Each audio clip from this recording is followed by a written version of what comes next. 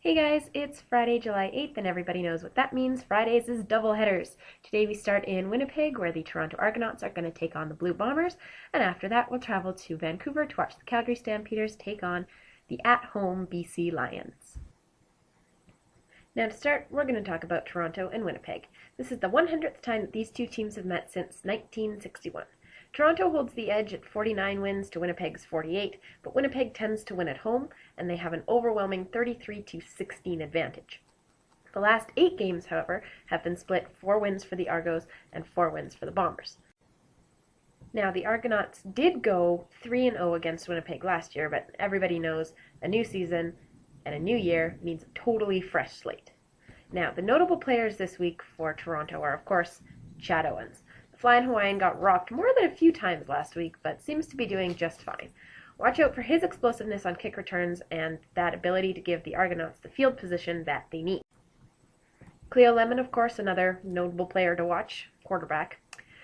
He only threw for 187 yards against Calgary last week, going only 16 for 30, but did throw a absolutely gorgeous drop it in the bucket touchdown to Brandon Rideau and managed to avoid the interception demon.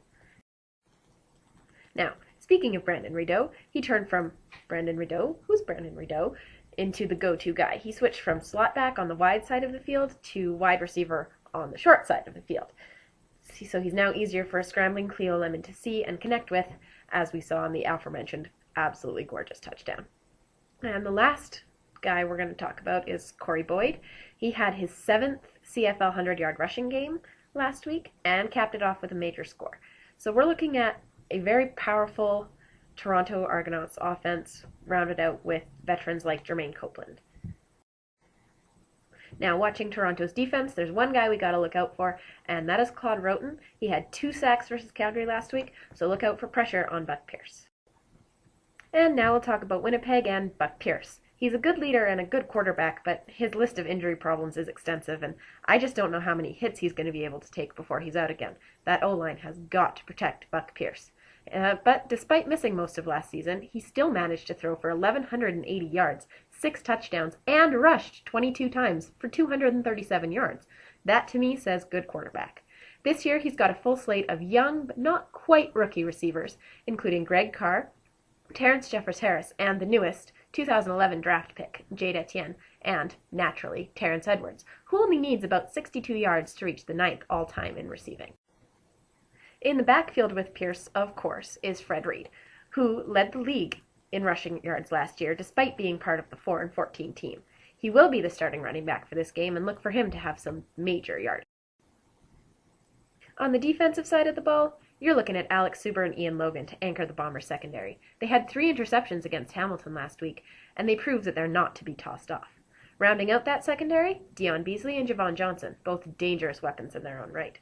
In fact, not much has changed the defense this year for Winnipeg. Again, despite being 4-14, they were one of the top-rated defenses in 2010. Why mess with a good thing? I think this one will be a tough battle, right to the end, but I do think Toronto will be able to pull it out. And when that game ends, we're going to travel west to Vancouver and see the Calgary Stampeders take on the Lions at Empire Stadium. This will be the 172nd time these teams have met since 1954. Calgary has won 8 of the last 10 games, and the last 5 of them in BC. Both sides are looking to improve on an 0-1 record after Calgary lost to Toronto last week, and BC dropped a nail-biter in Montreal. So let's talk about BC's offense. Geroy Simon is the veteran in that receiving corps, and he only needs 4 touchdowns to be first on the Lions' all-time list, 6 touchdowns to reach 90 in his BC career, and 34 receptions to make it an even 800. Now, no quarterback in BC has started a full season since 2002, and none have started more than 12 games since 2004.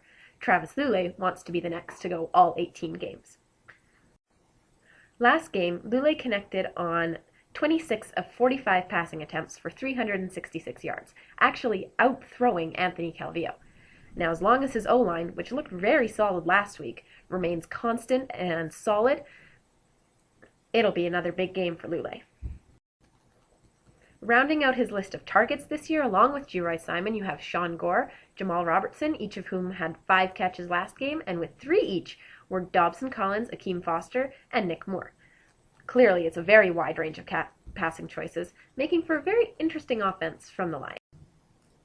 Now, replacing firecracker Jonas Davis on the return game is the rookie Tim Brown, who last game returned a punt 97 yards for the Major.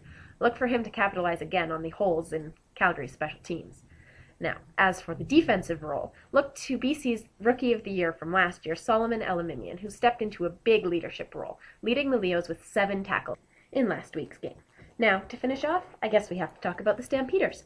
Brandon Smith hit 100 career tackles in the game against Toronto last week, and Milt Collins needs 2 interceptions to be 10th on the Stampeders' all-time list. As for Calgary's offense, watch for Bad Hank to rear his head again and again, as the O-line hasn't gelled properly yet, and Henry tends to freak out under pressure.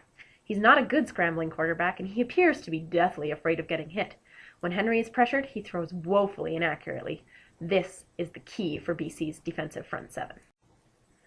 He does, however, have a host of good receivers, including Nick Lewis, but he's looking a little slow this year. Is it just rust, or are the years finally starting to get to him? Also, is this going to be the year he tries to hurdle someone and breaks his knees? Calgary's big question this year looks to be on special teams. Is Larry Taylor the spark they needed, or is he just one of those guys? He looked good on some of the returns against Toronto and looked woefully awful on the others, and had a costly fumble on the first kickoff of the second half, which led directly to 3 points for the Argonauts.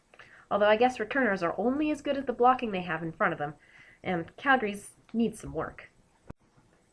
And the injury bug seems to have started biting in the Stampeder camp, with Rob Maver out, along with linebacker Malik Jackson, receiver Kenyon Rambo, and D-lineman Corey Mace. Again, it'll be a tight game, but pretty sure the Leos have got this one sewn up.